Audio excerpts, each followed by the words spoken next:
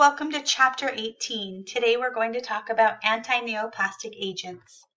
Let's look at our learning objectives. So define the use of anti-neoplastic medications, explain the differences between curative and palliative uses of chemotherapeutic agents, classify tumors by tissue in which they originate, describe the role of the allied health professional in chemotherapy, describe how to safely handle and administer anti-neoplastics, identify and classify the various chemotherapeutic medications, and provide patient education for compliance with medications used as the anti-neoplastic agents. So let's look at what is cancer. So first, let's talk about a neoplasm. A neoplasm is also known as a tumor, and it is a new or unusual growth of tissue in plants or animals. These tumors may be benign or malignant, and there are over 100 different types of cancer currently, and that could change. Eventually, cancer can cause the loss of normal body functions, and if it metastasizes, which means the cancer cells spread to a new location, each area, so it's known as the secondary site. So it means if this cancer starts in one area and then it metastasizes to another area, we have secondary sites that happen with the spread of cancer.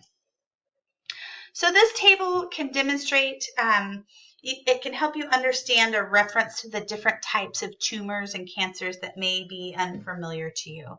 So just take a moment to take a look at this slide. So there are 7 warning signs of cancer, and you can see the word along the left side is caution, and this helps you to remember the 7 warning signs. So changes in bowel or bladder habits, a sore that will not heal, unusual bleeding or discharge, thickening or lump in breast or elsewhere, indigestion and difficulty swallowing, obvious changes in a wart or a mole, or nagging cough or hoarseness. And again, those spell out caution down the side for the 7 warnings. So, classifying tumor. So cancer cells tend to rapidly proliferate or increase in number. They can result in morbidity, or that means sickness, and mortality, which means death.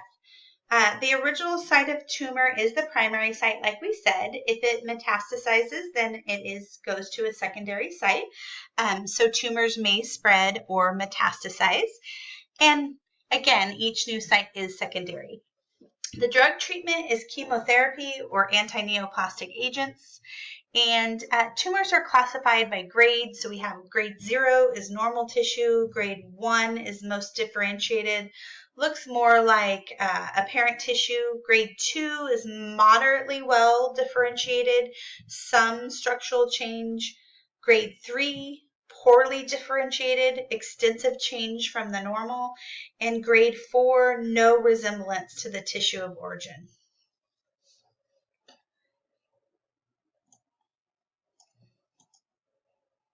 So here, what are the primary treatment modalities for cancer?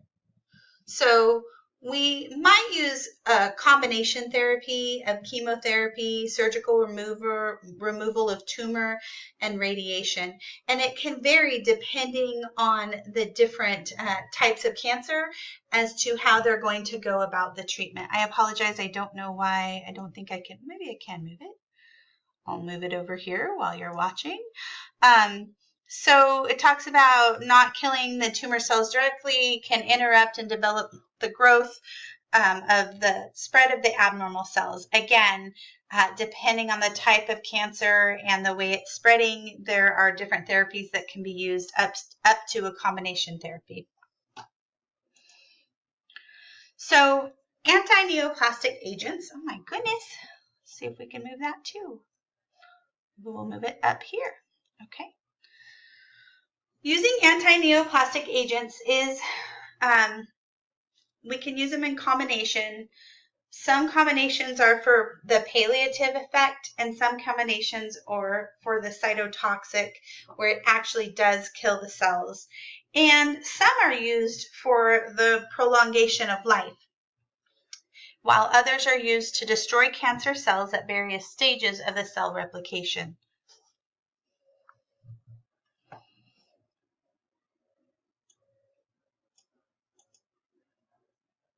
Side effects of the anti-neoplastics: toxic effect on normal cells, so it can be toxic to the normal and healthy cells.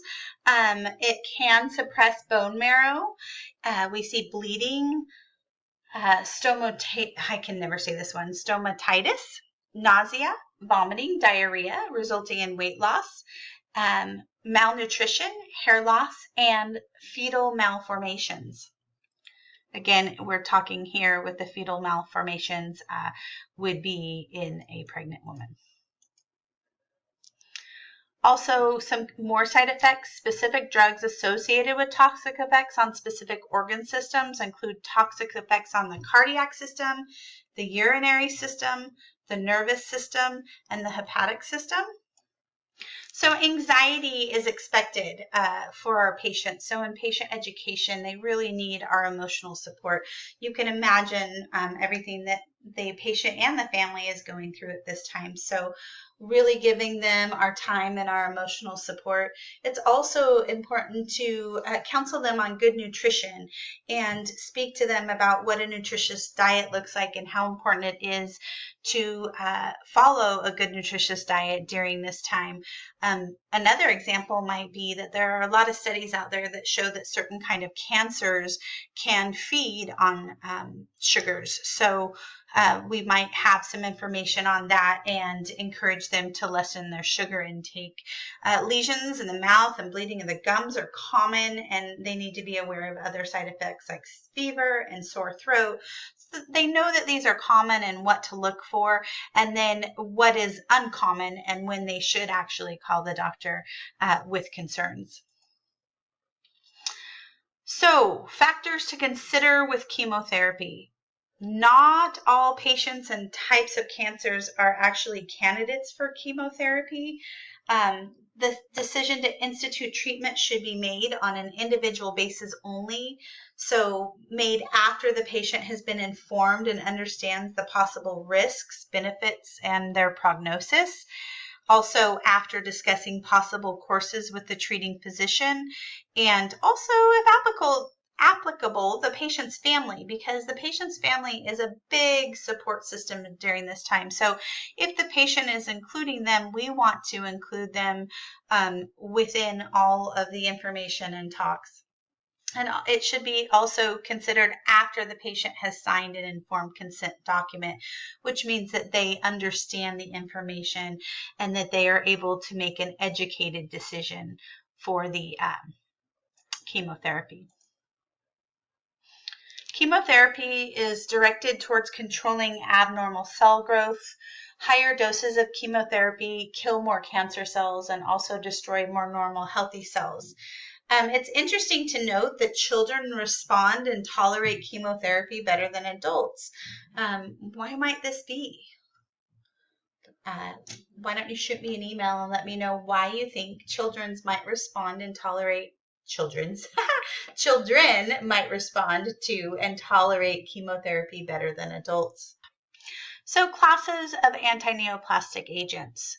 So we have the alkylating agents, which are poison cancer cells. We have the anti-metabolites, which interfere with synthesis phase of metabolism, blocking normal cell growth and reproduction. We have the mitotic inhibitors, which plant alkaloids that inhibit cell mitosis in the metaphase, stopping cell reproduction. And then we have hormone therapy that acts selectively on the target lesion. So these would be classes of the anti-neoplastic agents. We also have the anti-tumor antibiotics, which inhibit DNA and RNA synthesis. We have the immunosuppressants that stop rapid cell production, increase efficiency, and the anti-neoplastic drugs, and could render cancer cells non-malignant. And then we also have newer drugs that addresses different cell types and malignancies occurring in specific body organs.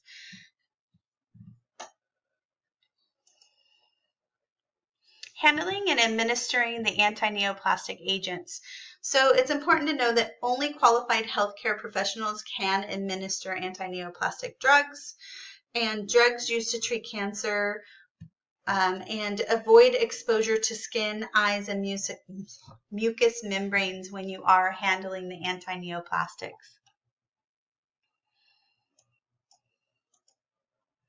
Follow the OSHA and the manufacturer guidelines. Document who administers the drug. Women of childbearing age should not reconstitute cytotoxic drugs. So not only if you're pregnant, but if you're of childbearing age, you should not be the one that is reconstituting, and use biological hood and room with excellent ventilation and equipment to prevent contact with skin or eyes. So let's talk about the personal protective equipment used here.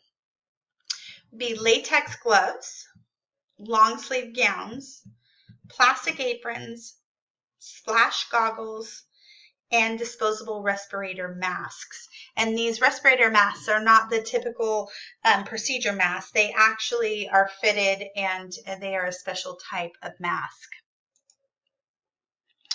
So handling again and administering, it's important to follow that use of PPE. Do not spray reconstituted medication into the atmosphere, and be careful with the dilutants and the powders during the reconstitution. This concludes our lecture on Chapter 18. If you have any questions, make sure you visit the question and answer page, or you can always shoot me an email. Have a great day. Thank you.